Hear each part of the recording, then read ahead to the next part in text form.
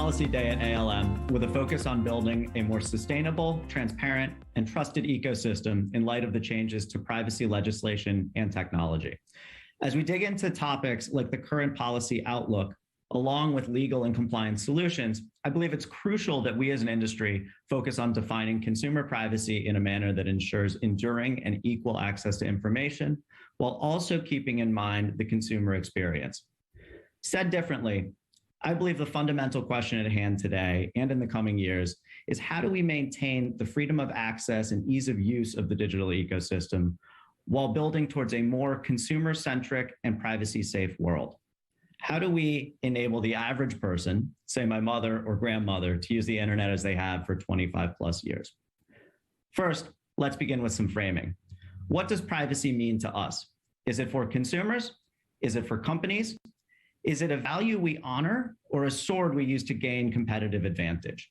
I'm sure everyone here has asked themselves these questions at some point over the past few years. At Dstillery, we certainly have. At times, it appears as though the consumer's experience is secondary to some of the privacy-first initiatives we as an industry have designed over the years. Let's unpack the term privacy to help us as an industry identify the right path forward. I think it's important to look at who is creating the definition of privacy. Ideally, we start with the consumer's preferences and move from there. And no, I don't mean the privacy preferences they express with an individual publisher, brand, or tech platform. Instead, what I mean is what consumers actually want in terms of privacy. Right now, the constituencies involved in defining the term privacy include but are not limited to governments, commercial entities, industry associations, and finally the consumer. In my experience, governments will sort of define the rules of play, and then companies will shoehorn their approaches into a privacy-first lens that retains many of the same positive attributes that benefited the business originally. What could possibly go wrong? I'll posit that if we started with the consumer's actual privacy-related pain points, we might find ourselves in a very different place.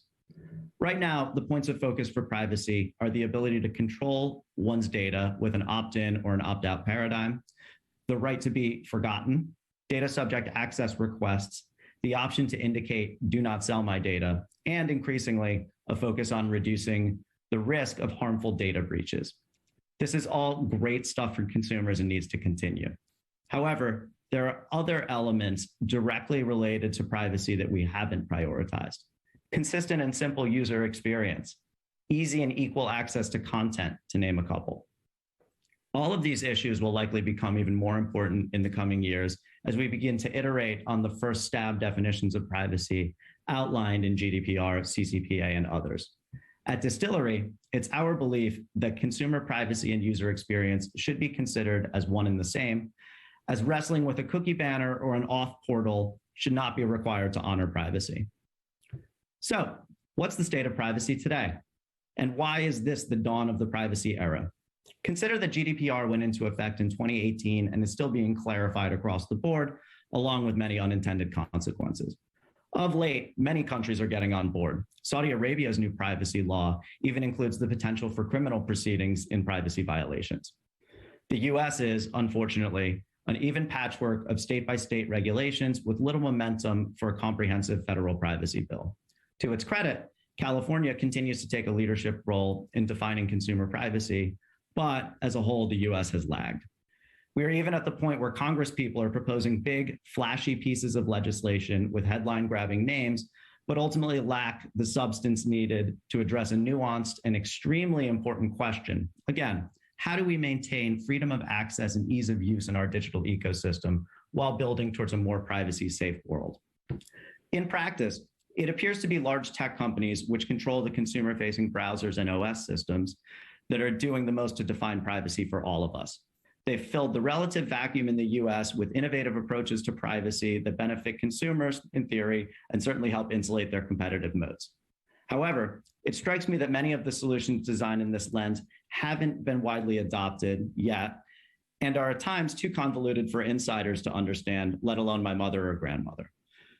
We see extremely valuable work happening in industry groups like the Tech Lab and Prebid, yet participation is still not wide enough to balance against the unilateral decisions by large tech companies.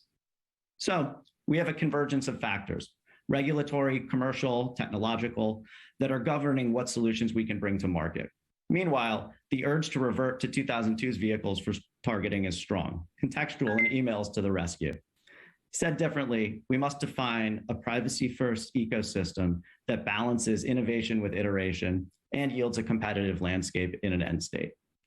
The number of candidate solutions is vast, including but not limited to authenticated IDs, clean rooms, contextual, PMPs, sandbox, seller-defined audiences, topics, and targeting algorithms. There's a lot of moving parts and complexity to replace buckets of users, which is today's current standard. All of this is before we think through the ultimate consumer impact. Consider needing to replace wrestling with a cookie banner with wrestling with a distributed number of SSO and or auth products on individual publishers. We can see the consumer centricity quickly giving way to corporate expediency, and it's crucial that we avoid that pothole. The implications of these new and old targeting technologies include data no longer moves as freely in the future. Conversely, there is more machine learning required to evaluate whether an impression is a good or a bad fit for a brand. More noise will require a refactoring of quality. It's no longer just the environment in which the ad is served or the user to whom it is served, but also what seller-defined audiences and or topic signals are being provided, and what does my math say about this specific URL. We will need to solve for some of our industry's most dogged issues like fraud and measurement, and bring to market solutions that enhance a brand's ability to derive campaign ROI, not inhibit it. At Dstillery, we spent a lot of time thinking about the implications of privacy legislation and legacy identifier retirement, as well as how to address the largest slice of the market possible.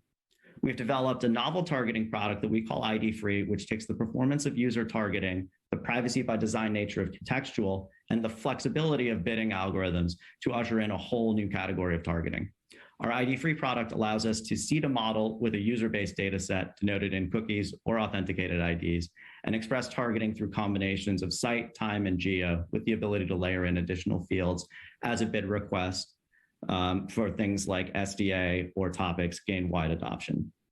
For brands and publishers, my advice is to focus on the logical choke points: the consumer, the message, and the ability to decision into as high a percentage of impressions with as much intelligence as possible, knowing that a portfolio approach for targeting and measurement will be required.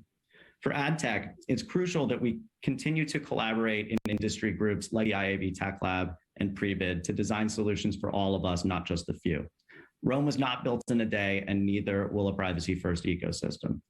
But if we remain focused on how to innovate through this change and maintain the freedom of access and ease of use of today's digital ecosystem, then all of us, both as consumers and professionals, can win.